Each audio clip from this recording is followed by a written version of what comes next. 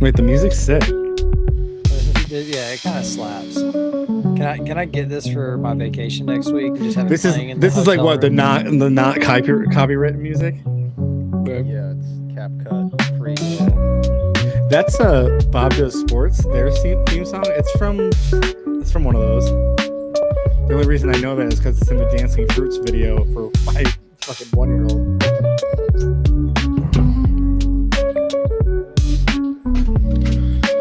All right, we are good on YouTube land, so I'm gonna roll this pre-show, and then we'll just be quiet, and I'll hit the intro out of it. Yes, sir.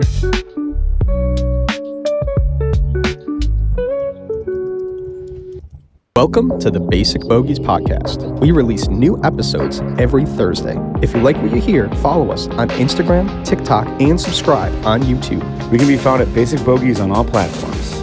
What's up, everyone? I'm Gary. Gonna be some brutally honest moments. Did you just spill something on the brand new Acorn Hills? This is why we can't have nice things. Hey, I'm TJ. Obviously, I'm a big Ricky Fowler guy. This man's at the range listening to Alanis Morissette. I think we both have a pretty decent short game for not being pro golfers. Even people with two legs is difficult. Golf is hard. Here with the Basic Bogey fellas. This is good. This is fun. This is all was supposed to happen. Yep, just to end up here with us. Yep. Everything happens for a reason. Sat here in front of you two beautiful gentlemen. What you got on deck for me? It's always a blast coming on with the Basic Bogies. Everybody was crowded on the green. TJ's like, no, let's go to that tee box. Posted up real close, and there's DJ and his brother Austin. You just showed up with my wristband, and you're walking out with burgers, chicken sandwich, fries. Yeah, we had glizzy stuff. We had 5 meals. One of the scariest moments of my life. You texted me. It was hilarious. I think you were like, you know what? We could use this. That was after I had made the offer. Okay, all right, that checks out. We are Basic Bogies. Here we are. We are live. First time ever live with Basic Bogies. Special guest Bud Copeland here. It's the 153rd Open Preview Show. Welcome, boys. How we doing tonight? I'm still mesmerized by like what just happened. That was so sick. So That is was this the so 153rd time we've done this, or is this the 150th? Yeah. This is the preview for the 153rd It's been Open. a lot of previews. This is number 9 because we did one for the President's Cup as well. 9 times, and we got Almost double digits, baby. Yeah. Yep. So big week, obviously. Royal Portrush. Rainy. It's rainy there, but it's going to be an exciting one for sure. Bud's tuning in first time from the new studio up in Maine officially, right? Which City Studios has closed. We have we've opened Bunkhouse Studios here in beautiful Kennebunk, Maine, and the house is coming along nicely. But that is where I have been. If you do follow me at This Buds For You on Instagram, that's where I've been for the last couple of weeks, moving, changing locations, putting down some roots here in Maine where my roommate is from. So I'm pumped to be back with you guys. My guy Andrew, my roommate. Sorry, my co-host of Divots and Pivots every Tuesday, 8 p.m. He's actually in Maine. He's taking the week off. He's with his beautiful bride to be up in Bar Harbor or Bahaba, bouncing around. So thank you so much for allowing me to scratch this itch with you. A tradition unlike any others. The preview show with the Basic Bogies, and TJ's teasing shit backstage that made me not uncomfortable but excited. He's talking about like big guests. We got live videos and shit. What's first? Gary sent the rundown, and I think if that's the kind of man he's gonna be, I want to let him take charge. It was not me that sent it. It was TJ. TJ, you sent that rundown. You wanna get? I spent the day wiping diapers today, so. The first one, we are going over to, not quite Ireland just yet, but we're going to England to our good friend overseas to give us a little insight. 2 loops, and he wanted a climax of the course in between those loops. So you will hear a lot about a couple of notable holes on this golf course. They are the 5th, which is called the White Rocks, which is a drivable par 4, which doglegs as well. So there's danger all the way along for people who are taking it on against the prevailing wind. They're trying to cut the corner and drive the green. Some people were trying this in 2019 when Shane Lowry won. Some were successful, some weren't. But the penalty for not reaching the green or cutting the corner successfully is quite severe. This is going to be a great spectacle because at the back of the green, so you really don't want to be overshooting it because basically it's at the top of a cliff and the weather forecast isn't looking great in Ireland at the minute. there might be some fun and games on that fifth hole.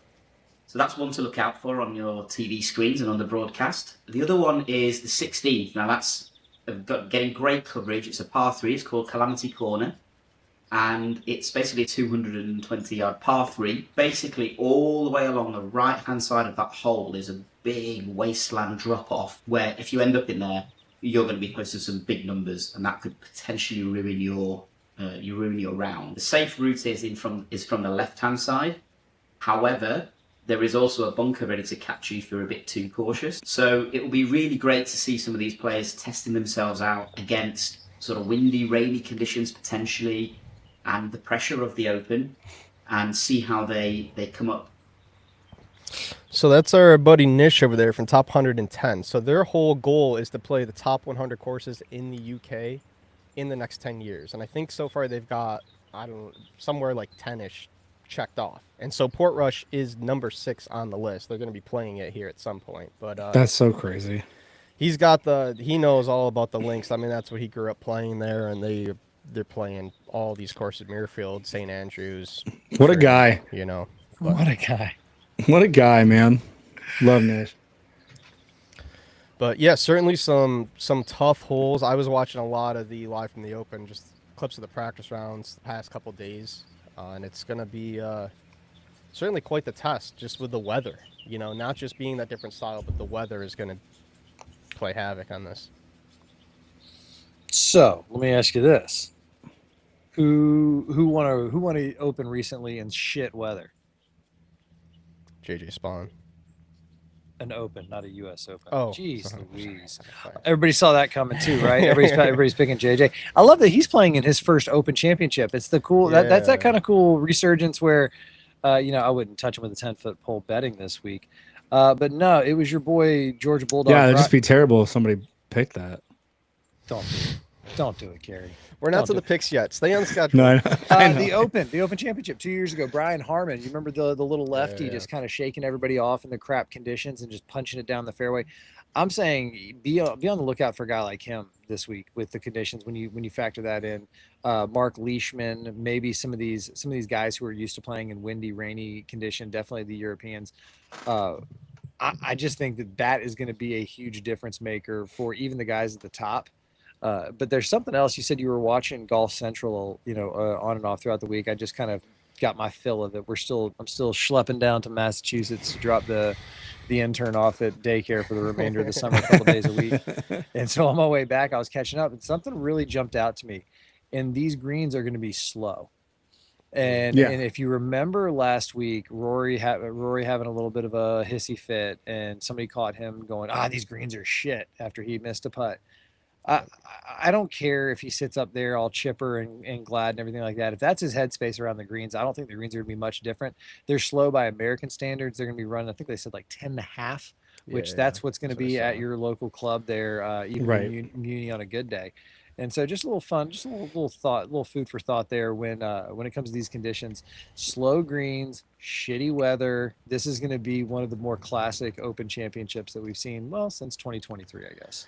I just find it funny though that I don't know why it's such a surprise to people. Like when it rains there or conditions are shitty, people are like they're like, oh, how is this going to play into like your factoring of like shots and stuff? And it's like, you should have already expected it. Like some of these players are like, oh, I just, I hate playing in the rain and blah, blah, blah, blah. I mean, not exactly per se, but it's just like, am I the only one that's just not surprised that obviously it's going to be shitty and it's going to be like, they're not going to roll as fast? Like, I think the big thing is, and I got a clip in a little bit more about like the course details, but just being on the shoreline too, it's getting hit hard with the wind. Yeah. So like being cooler, like obviously Pebble right down the shore, but you're not talking the same temperature. So you're talking about that colder air and then getting hit. Like you're clubbing up multiple clubs, and it's more of that just like not expecting it, but not knowing what club to hit in the wind, in the rain, in the cool. Like there's so many other variables that the caddies are doing so much math this week. That's what it's really coming down to. You just can't. You can prepare for the weather. You can't plan for it. So to your point, I mean, they can look at weather reports and know that the wind is coming out this direction and it might get a little bit wet. But until you're standing over that shot, there's so many of the other those intangibles. Where am I on the course? Where am I on the leaderboard? Maybe what time of day is it? Is this water? Is it raining? There's so many of that goes into it. I think this is going to be, if the weather does kind of deliver, which I'm hoping for. I kind of want this classic Open Championship. I think back to what Scotty said at Woodmont, where somebody said, "What's your plan when you play a course like Woodmont?" He goes, "Well, Woodmont specifically, there's no plan." So you stand on the tee, goes, the planning's irrelevant. You stand on the tee and you look at it, and then you look around, you go, what club can I get in this fairway? And you go from there. When the weather really picks up, that's what this turns into. And that's what we need out of an Open Championship. At the beginning of the season, I ranked my majors, and I always put the U.S. Open at the top, because I still think that it is the best test of modern golf to find a quote unquote world champion. Sure. I think that you could probably, really tweak it and have just the elite of the elite, which is what we'll see with the FedEx Cup coming up here. But the Open Championship is a close second. And I think it's because the history, the location, and then the uniqueness of the play when all of the elements arrive. We've seen Open Championships go 20, 22, 23 under, whatever it was, where I think it was Henrik Stenson and Phil going back and forth. And, 20 under should never win a major. We talked about this with Valhalla. But unfortunately for the Open Championship, these courses, when the conditions are benign, they're not going to be that tough for these guys. Right. These guys can go out and just slap the old course around if the conditions are benign. But as you said, Gary, you have to know where you're playing. It's the Open Championship. So thank God for the weather that we're going to be getting. I do, if you're out there and you're bitching and moaning about all the weather delays, I feel you. I'm with you. Personally, Golf Channel, if you're listening in any way, shape, or form, I think that just like you did for the U.S. Open, I think they played 08 Tiger during the rain delay. That was the view. We talked about this, right? The viewership spiked. It spiked. Yes, absolutely skyrocketed. So here's what am I in another dimension? What just happened? They need to dig up the 90, I think it was 94 or 95 Open Championship with John Daly, and he wins in a playoff over Constantino Roca. They called it the Roca Choca because this guy flubbed a chip and then sank a 70-footer or whatever, 100-footer to force a playoff. We want that, or we want Tiger doing his thing at the old course, kind of blowing it away. But give us some of that, because we know we're going to get that rain delay. And if you were looking on the social medias, I think one of the cool little features of Portrush, that they're not these guys, our guys aren't going to be in these things. But the little weather sheds they have built into the side of the hills. Those are sick. Like little like hobbit homes, because that's how often they come into that weather where you might just want to duck in there for a hole or two. But it's going to be a wet week. It's going to be really just seeing who adapts better with what's thrown at them each day. Tiger said the other day, real quick, sorry about the weather, and then we can move on. This kind of blew me away, but Tiger said that he never wore weather gear. He hated umbrellas. He hated weather gear, because when he was growing up, his dad would say, once you're wet, and then you just move on and you deal with it. And I thought that was kind of a fascinating thing, because you'll see what these guys do this week, who just caves and goes full wet, who's trying to wear a spacesuit out there. We're going to see a lot of flipped around ball caps. So watch out for the Paul McGinleys and stuff like that to be talking about that. No, that's not a style thing. They're trying to keep the water from going down their bum cracks. Certainly going to be some more. Already one super interesting outfit out of Jason Day as well. So that'll be going to be interesting. So Nish also mentioned two big holes. Number 5 is the par 5 that can be drivable. Yeah. And so one of my friends here is actually over there at Portrush currently. Owen Hoyne, his family owns a local Irish pub, so with it being in Ireland, they all went over there for the week. So we got a clip from him. He was on number 5 today, watching some players hit into it. So we'll go to that clip here.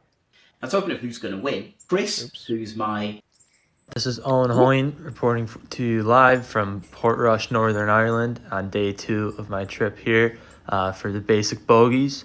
I'll take you through a few of my favorite holes. First is number 5 here. Xander teeing off today, Wednesday practice round. Par 4, 372 yards straight into the sea. The green backs up right to the sea. This is the landing area there. Most of the guys teeing off today were aiming for that left bunker. A few of the bigger hitters like Aldrich Potgieter and Rory were nearly going for the green, but they all came up short, more so on the left side of the green. Looking back there towards the tee and kind of make out the grandstands. This is the green there, so you can see where that off the back of the green there's a couple small white posts. That is an out of bounds marker. no more than a foot behind the green. Then this is number 6 tee, also completely exposed to the ocean there. So with likely rain and maybe some wind over the week, it should be a couple tough holes, tough to judge the yardage, especially. Go back here to the 6th green. That is from Tuesday, so weather definitely different there. A couple other holes of note on back 9 would be number 15, 429-yard par 4. Probably the smallest green on the course. It'll be tough to get there and land it on the green in 2. Saw a lot of guys ended up in the bunker on the left-hand side there. And also hole 17 is 409-yard par 4. Has a very steep downhill just before the green, so saw a lot of guys getting it down there. Even the likes of Darren Clark, who wouldn't be able to hit the ball as long as Rory and such. So even for the non-big hitters, that could be a scoring hole for them to get down on the green in 1 and make it 2. Hope you enjoyed. One more day tomorrow. We'll see how it goes. Likely to be a little rain, a little bit of wind over the weekend. Pick guys I like were Rory, who looked happy and relaxed today. Justin Rose hitting the ball well as well. Same with Ludwig. If I had to go with a pick and be one of my favorites, so completely biased here, be going with Rory McIlroy. We'll see. So that's Owen. They're over there. They're at their round tomorrow as well. Out. That's awesome. And enjoying a little golf as well there in the homeland for the Hoynes. Homeland for the home. I gotta give a quick shout out to my soon-to-be father-in-law Ken. He's watching down in South Carolina, so hello Ken, see ya. He's also making fun of me because he thinks my mic's not staying up and it's too big for the screen. Well, welcome to showbiz, Ken. Okay, it's supposed to be like that. Take your sorries. He said. Which hole is the small green? 15 is the small green. That is one of the smallest greens I think I've ever seen. That's so cool. Go ahead, Bud. Sorry about that. No, I was just fascinated that homeboy dropped Aldrich Potgieter in there because I don't think. I think with recent success, he's on everybody's radar. But the guy's a freaking bomber, and that's why again with a course like this, I think if the weather picks up and these guys can just chunk it up there by the green, they will. Have you seen pictures of some of these grandstands though in the relief areas, the free drop zones that are floating around? Yeah, I saw one that was just, I don't know if I call it a drop zone. It was just kind of surrounded by thickest fescue I've seen. So I love this, and because over here in the States on the PGA Tour, we get it at least once or twice a year. Some player gets relief from the grandstands, temporary obstruction, yada yada yada, and everybody cries about how you shouldn't be benefiting if you're a wayward shot. Whatever, get over it. It's like bitching about tax loopholes for the rich. They're there, they get used. Get over it. This is kind of the alternative to that. It's like, listen, yeah, you do get free relief if you accidentally hit it into the grandstands, but it's not exactly going to be fun. It's about, if you missed it, if you haven't seen this, these drop zones are, because in the PGA Tour they find location, and most of these courses are so beautifully manicured that even though the ball is being dropped in the rough, they get a decent lie. They're going to get up and down. This honestly looks like somebody just took a weed whacker and just did a quick circle about 3 feet in diameter, but the grass is still about 6, 7, 8 inches long, and it's surrounded by that 2-foot fescue that they talk about. So the course is short, the weather's gonna be gross. I love the big bombers just because chicks dig the long ball, and I think that the sneaky good story of the tournament involves one of those guys who can just hit it a mile. But that's why I keep going back to guys like Brian Harmon. Colin Morikawa has got a claret jug, and don't sleep on Jordan Spieth. Jordan Spieth's I think his 2016 Open run might have been one of the greatest in modern history. That was great. Way he was able to hack it around in battle, and he's been floating around there since that win at Harbortown a couple of years ago when everybody's like, hey, Jordan Spieth's back, and then he hasn't done much since. And so I think look out for Jordan this week as well. Yeah. Cool. Not official picks. Not official picks. Not picks yet. We're going to hit a quick ad break here, and then we're going to get on with the next segment here. And we're coming up on the picks, though. Coming up on the picks. You know how a great golf swing starts from the ground up? So does great style. And Acorn Hills is proof of that. Whether you're teeing off on the course or just teeing up on your weekend plans, Acorn Hills delivers an eco-friendly apparel that feels good and looks even better. Actually, it gives back to the earth. Their entire line is made from sustainable materials. And here's the coolest part. Every single product comes with a seed tag. That's right. When you're done unboxing that fresh new polo, hoodie, or hat, you can literally plant the seed and grow wildflowers. Fashion that blooms, we're into it. So if you're looking to upgrade your on-course look, or just want to rep something that reflects your love for the outdoors, check out Acorn Hills. Use our code BASIC15 at checkout for 15% off your order. That's BASIC15 for 15% off. Acorn Hills. Look good. Feel good. Do good. Yeah, make sure you don't use Bud's code. TBF Flash 15 for 15% off. So, do you guys want to get into the picks, or do you want to know a little bit more about the details of the course, how the rough's playing, how the fairway's playing and stuff before we make our picks? You guys set on your picks, or you want to? I'm set on my picks. I'm not wavering. I don't care about Bud's shiny head or his new house or any of the fucking animosity that comes with it. I'm sticking to my picks. Who would that be, Gary? It's not JJ Spawn. I was just messing around. God, thank you, Lord. You had me hook, line, and sinker. Now let's get into some of these picks, and we'll peel off the stories, because there's so much going on. There's the cheese right in front of you to take, but then of course you know what happens to the mouse that reaches for the cheese. Yeah. Gets snapped. But sometimes. What do you want to go with? Do you want to go winner, or do you want to go the prop ones? Let's go winner for right now, and then we'll get to the prop in a little bit. Okay. You want to go first there, Gary? You seem ready. I am picking and rolling with Mr. Tommy Fleetwood at plus 2,500 to win it. Obviously, you know, a lot of these the European players, this is their bread and butter, right? This is what they know how to play.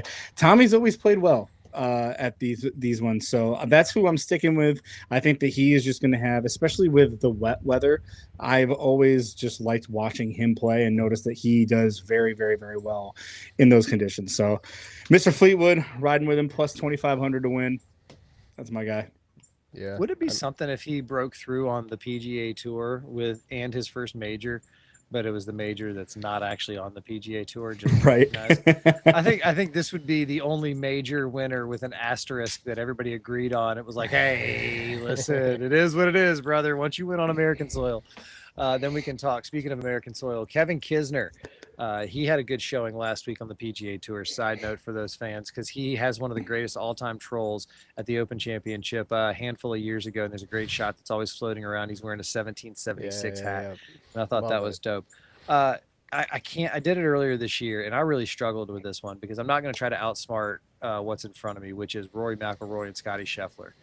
And going down the rabbit hole, and it's kind of, you hear about Scotty's in a great headspace, and you hear Rory's laughing and he's in a great headspace. Scotty's mucking it up down the fairway, and he's given these Zen-like Yoda answers at the pressers that makes people think like, God, he's just freed up. But unfortunately, I don't think that he is going to be able to hang around if the weather keeps up. And I do think that Rory, the Rory saga, he really, really, pardon the phrase, blew his load at Augusta National. And we saw what happened, for months after that. Just get away from me. Don't want to talk to you. He's home. He's settled. Right. I think that he is focused, and he is going in. The last time I was at Royal Portrush, he was trying to do the thing where everybody knew the backstory, so he was leaning into it. Yeah, this is my home. It's been a childhood dream. Now he's like, listen, I'm trying to just treat this like any other Open Championship. You and I might be able to get right. These are finely tuned athletes. He has been working with somebody for I don't know how long now to say, yeah, whatever we need to do to just lock it in and go back to ball, shot, routine, etc. Forget that you're, all the trimmings and trappings are around you. I'm riding with Rory this week. Not a huge leverage play. I understand that, but that's who I think will win this tournament. If you want to try to win some coin, though, don't sleep on Brian Harman at, what is he, plus, wait for it, plus 13,000. Plus 13,000. So that's why somebody like that, you drop a buck, and I think that's what I did. One unit, $131 to return if that bulldog comes back. Really, what I'm hoping for is a solid showing, and I can cash out early on the weekend and then ride the Rory wave like we did at Augusta. There you go, Rory McIlroy coming to you live from the bunkhouse here in Kennebunk. I like them both. Can't be upset. I'm wearing this Gulf of America hat. One of our new partners, Trouble Off the Tee. Golf of shout out to America them. or Gulf of America? It's golf, GOLF, but it's Golf America. of America. Yeah, it's so. I got mine's on the way. But It's so good. unfortunately, I'm not funny. picking an American. I'm picking somebody who's going to putt the ball good this week. So we're going to another sponsor, the Putter Shop, Jesus. Jordan. And I'm pumped. Fucking shameless. I'm pumped to see Bud's reaction to this. I've thought about this a lot, and I'm confident with it. To win, I'm going with Sepp Straka plus 5,000. Wow. I think I don't he hate that. is on the verge. He's not been up there in majors before, but Doesn't matter. being a European, he's been there in the mix. He's won multiple times. I think he's a big sleeper pick that a lot of people are kind of just overlooking. And he's my pick to win, plus 5,000. So big pay, but not as much as Brian Harmon. But I think he's. I did the ladder with him for the to win top 5, top 10, and he has great odds. I Great effing odds, love for that. sure. Go Dogs go. It's another Georgia Bulldog for you, but obviously, like you said, where is he's not my favorite story, but where's he from? He's from Austria. But he's a Georgia Bulldog. But yes, he not only won a couple times, he won recently. He won the Truist. He won a signature event after being floating around up top. I really love that. And the Truist, he had to outlast a couple of big names in Justin Thomas, who is always big in the Truist, even though that was Philadelphia Cricket Club, and Shane Lowry, who is going to be a big name this week. He won last time, was at Portrush. He's going to be a fan favorite, and he's probably going to be a betting favorite here. I haven't looked at the odds there, but Sepp Straka is not only a good pick, but that's a great leverage play too, because I would not be shocked if he was able to break through and win his first major. I like Lowry. I just think there's kind of a lot of pressure on him to do it. And I think he's up there, but I don't think it's so I can tell you what it is right now. He is not good odds on Lowry. I know that. Plus 4,000. Yeah, I just don't think he's I don't see it happening at all. able to do it. So next up, I almost we remember got my boy Victor. We got Nish breaking down some of the course details and what to expect. Not just link styles, but some things that are particular about this specific course at Royal Portrush. Royal Portrush is ranked. We're trying to play the top 100 courses in the UK and Ireland in 10 years, and it's ranked 6th on our list. It's only bettered by very famous courses like Muirfield, Royal County Down, St Andrews. Some real big hitters there, and so the quality of the course is very self-evident. It has a couple of other unique features. Traditionally in a links course, the greens are always on sort of flat bits of land because all the undulations are kind of towards the fringes.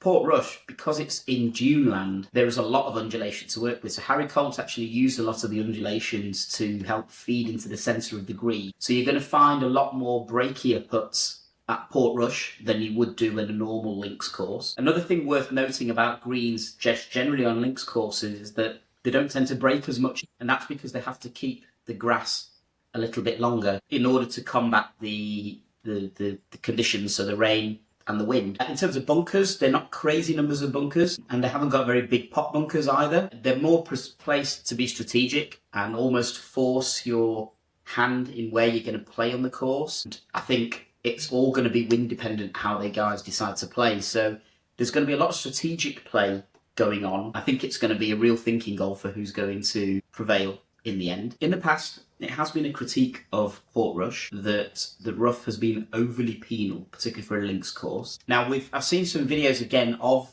the rough, and it does look pretty thick. We're not talking Oakmont standards of rough here at all. However, it's thicker than it usually would be. I will temper that by saying that we've had the driest spring on record. We've had hardly any rain. Golf course has been crying out for a bit of water. As a result, I think the rough is going to be a little bit thinner than usual. We will see how that rough fares up. I think it's not going to be as penal as some might think.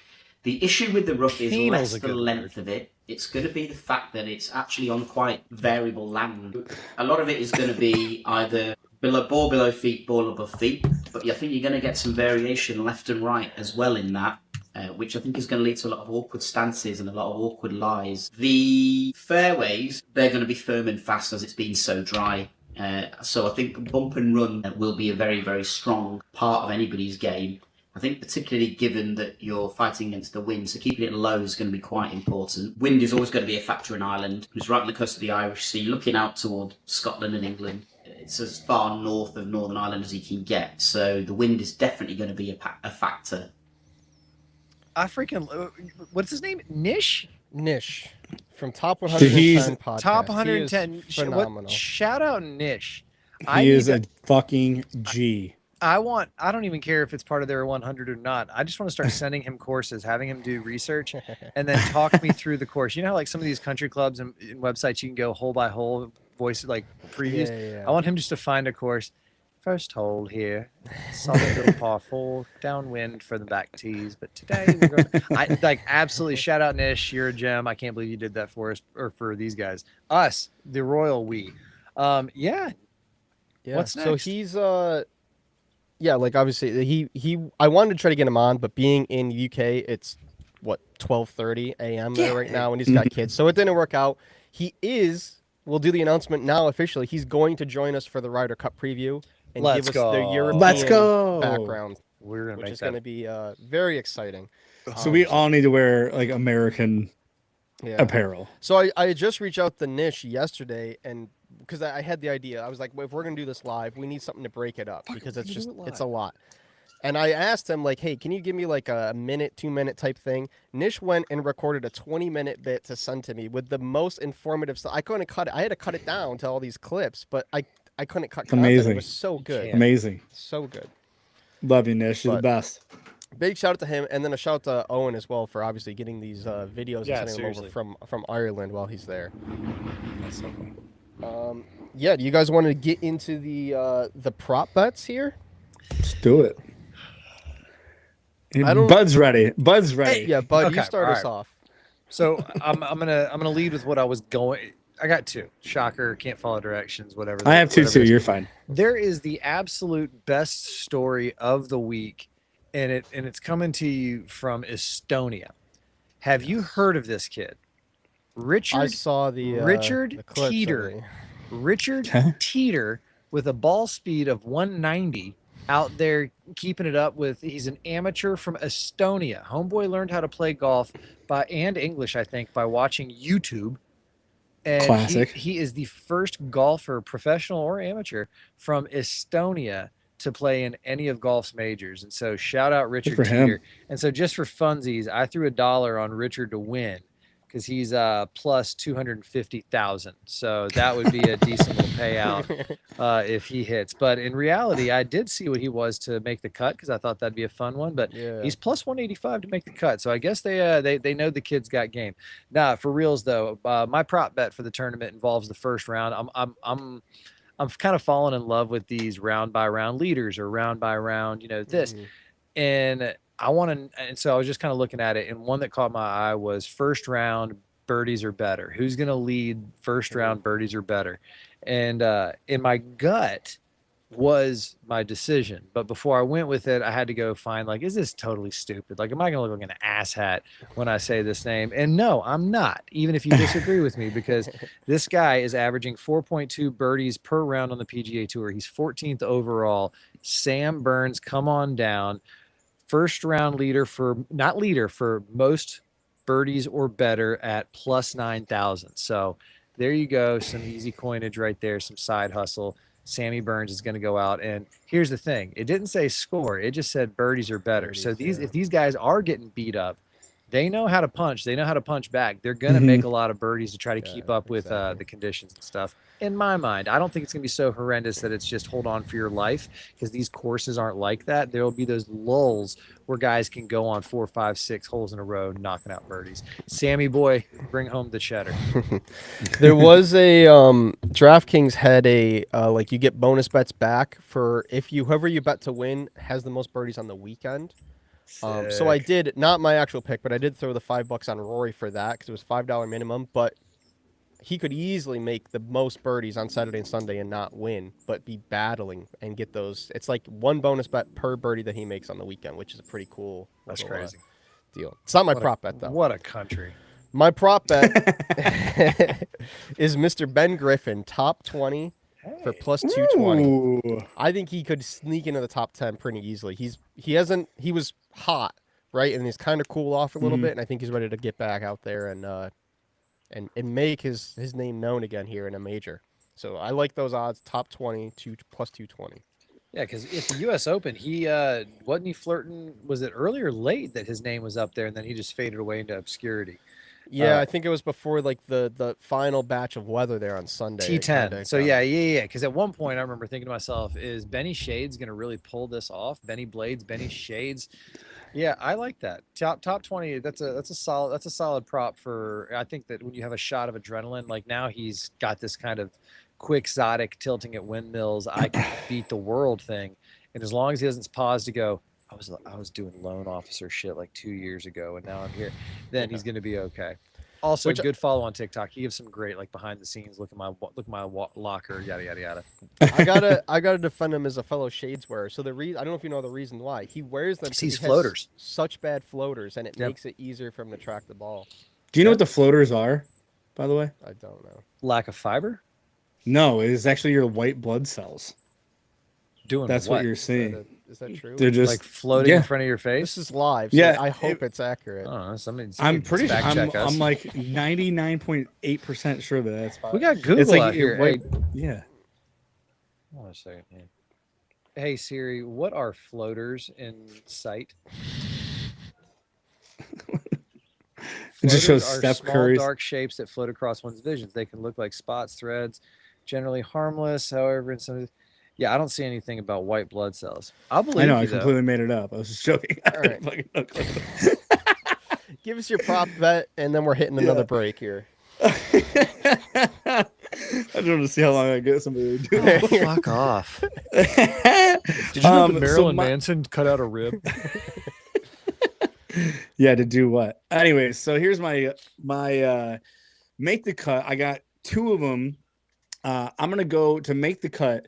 Mr. U.S. Open himself, JJ Spawn, and Justin Rose. So they're both by themselves minus 170, but together they're plus 152. So it's just a nice, easy, like, I think that's a solid, like, throw like a $5-10 piece on it. But plus 152 for both of them to make the cut.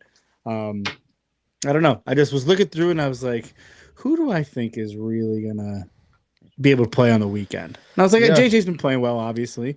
But I think Justin Rose was up there last year. You know, he's going to grind. Could you imagine if JJ Spawn did the unthinkable and won this fucking thing? Or all he really needs is, I think, a high finish he would have to win another major because it's Scotty or Rory for player of the year. But talk about a guy who's had a year. He had the showdown with Rory at the Players. He won the U.S. Open. He's been all over the place. So nicely done with that JJ Spawn pull. I have a question just for both of you because I'm very interested. Where do you think Keegan Bradley ends up this weekend? I think he makes the cut, but I think it's like a top 40. I don't think he's really in the mix. For whatever reason, he's the one that's really sticking out to me. To make the cut, he's minus 185. So I don't know. Let me look at this right here because I wanted to see top 30. I know that it was like a decent thing, and I was like, he finished top 30. Top 30 plus 160. 160 on DraftKings. I'm on DraftKings. Keegan Bradley, top 30, including ties, plus 160. He's plus 1,200 for a top 5. Right? That's what I'm saying. I was looking through it and I'm like, why is Keegan there? That's not. You know what I love? Because also he has the quote floating out there right now. If you're not in the top 6, you can't expect to be on the team. Mm-hmm. Yeah. That's the exact reason why I was like, he's lighting a fire under some people's asses. So I'm including like, his own. Maybe he's saying like, I'm going to lead by example, make the top 6, and then and then that way nobody can say shit. Yeah, Captain Keegan. Because say what you want, it would be the coolest thing in the world. And there's that thing out there where the PGA of America is like, we want you to be the first playing captain since Arnold Palmer, and he's like, that's obviously not like the goal is not to get myself on the team. Globally, internally, of course, it is to earn your way on there. Right. I think he also said that because if he's to kind of like draw the line in the sand informally, folks, if I'm in the top 6, I'm going to be on the team. If I'm not, I'm probably not going to pick myself. because, that kind of thing. But yeah, I like that Keeks. Yeah. Well, you and I had the very same thought process. I was looking at it like 2 dicks, 1 brain. Yeah, pretty much. Well, one, but it's not mine. It's just interesting because it's like when I was watching him talk about that, I could tell that like he was trying to fire up other guys, but at the same time, like you said, I think he was just trying to fire up himself and be like, you want me to take over this, you want me to be the next Arnold Palmer in that sense to play.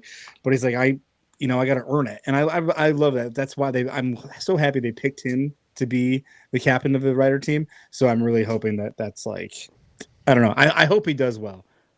Yeah. Oh God. All right. Yeah. We're going to hit this last break here, and then we'll be back. We got one more clip from Nish following this.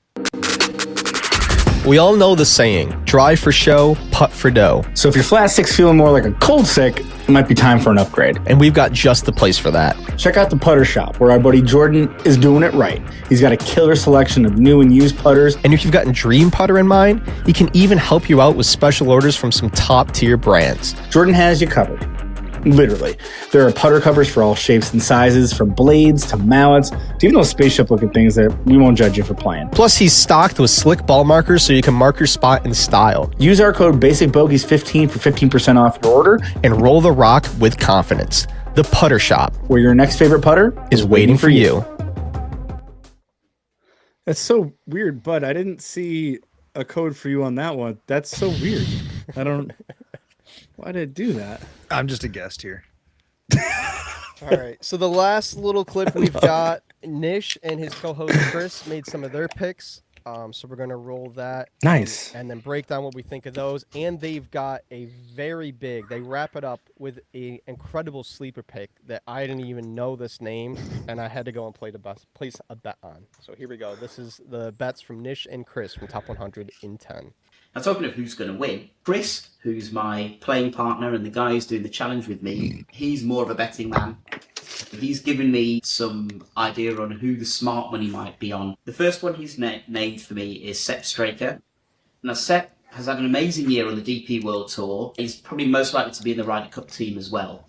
I think he's got pretty good odds at the moment. Had a great performance just last week in the Scottish Open, so should be taking some confidence. But he hasn't done well in the majors so far. Relatively local guy to us is Tommy Fleetwood. Now, Tommy had a heartbreaking moment just a few weeks ago, and I think there's a lot of people in golf who are wishing that he would win a tournament. He's clearly a links specialist. Well, that he's from is in England is known as the Gulf Coast, as a littering of links golf courses in the area that are world class. We're talking Royal Birkdale, we're talking Southport and Ainsdale. Tommy could be in a position where this course actually really, really suits him.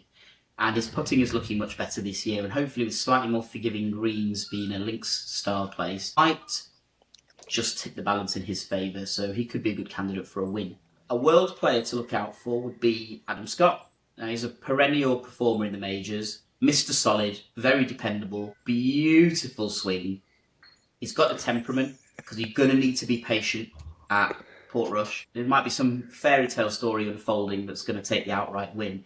But I think Scotty could be good for a good run for an each way bet and finishing in maybe the top 5, top 7, depends on your bookie and where they pay that. From an American perspective, I think outright winner Xander Schauffele, because he's been coming back to a little bit of form. I think he's got a game that should be suitable to links courses. And then this is somebody that Chris has mentioned, and also Harbs from Harb 7 Golf has mentioned in our only open preview.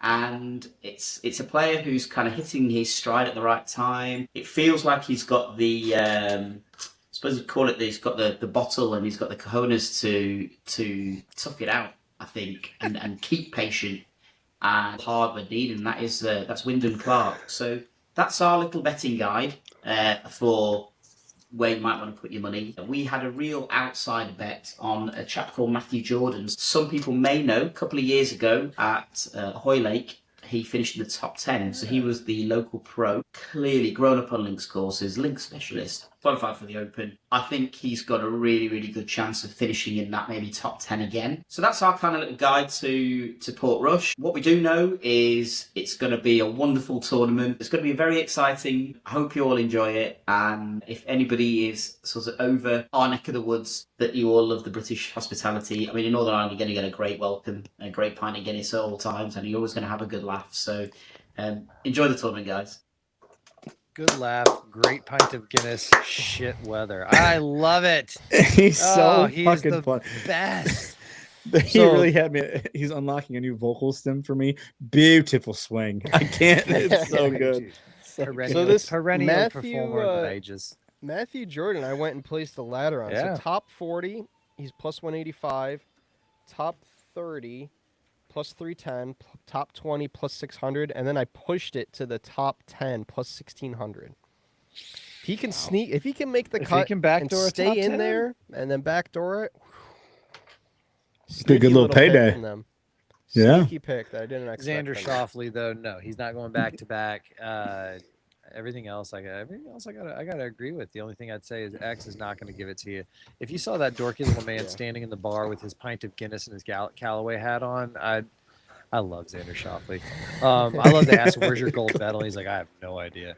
I just don't. I just think it's so incredibly hard to go back to back at majors. Period. Full stop. I mean, Scotty's an anomaly. Padraig Harrington, I think Patty Harrington was the last guy to go back to back at the Open Championships. Look out for if he's playing this week. Look out for the old man to sneak in there. I don't know if he is though because he's aged out of his exemptions for the past champions. Or no, he might still be in there. I think he was. Somebody tell me, is Patty Harrington in the field? Because that would be another interesting one to see. What's Padraig Harrington if he is playing? I think I did see him. Harrington. My phone died or other. I'm sorry. Plus 30,000 to win, plus 1,600 top 10, plus 4,000 top 5, plus 1,600 top 10. So he's just as likely to make the top 10 as this Matthew Jordan. Crazy. Yep. I mean, and by the way, it's just the history. But they both fall into that category of like, is the millisecond you just let it sink in. Like, who the fuck is Matthew Jordan? And then you say, you're like that local pro. You're like, oh yeah, it makes sense. Yeah. And again, if it's something too where it's someone that gets out there early on a Sunday and then it gets pounded with rain and wind, and they post something in the 60s, can easily sneak up there very quickly. 100%. I like it. Is that insider trading? Because it's insider info. Is that what that is? Because yes, he's not in Ireland. I think we're fine.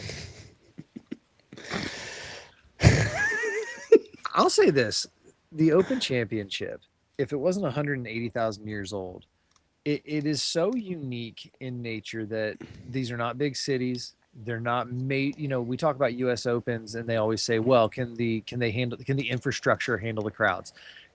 I'm always amazed that these bumfuck out of nowhere coastal towns seem to be able to host a world-class golf event, a sporting event like this.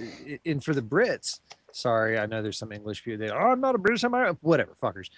For those folks over across the pond, our cousins, this is like Super Bowl followed by the NBA Finals, because they had Wimbledon that just wrapped up. That's their little 2-week party, and now we've got the encore, which is the Open Championship. And so it always boggles my mind that something that is so simple and so just kind of unassuming consumes us like this.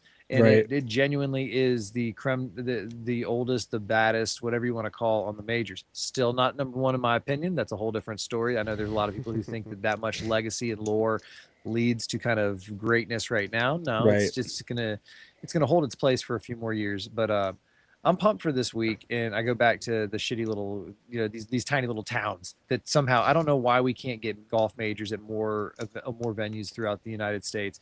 If Joe Shit, the Ragman, and the boys can knock a couple of trash barrels over and make some room for the crowds, and here goes the Open Championship. So I'll be one of those sickos up at 1, 2, 3 in the morning tomorrow, plug with a headphone in, kind of one eye on the screen until I have to go to work.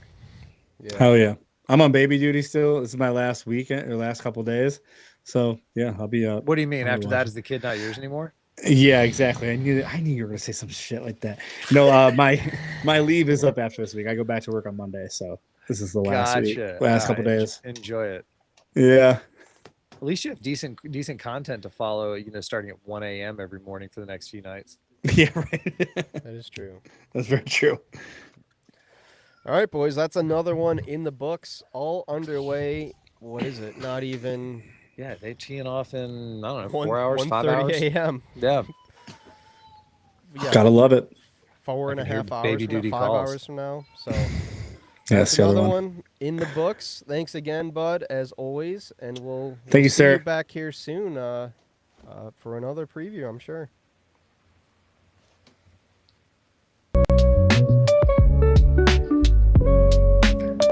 This fucking music is dope.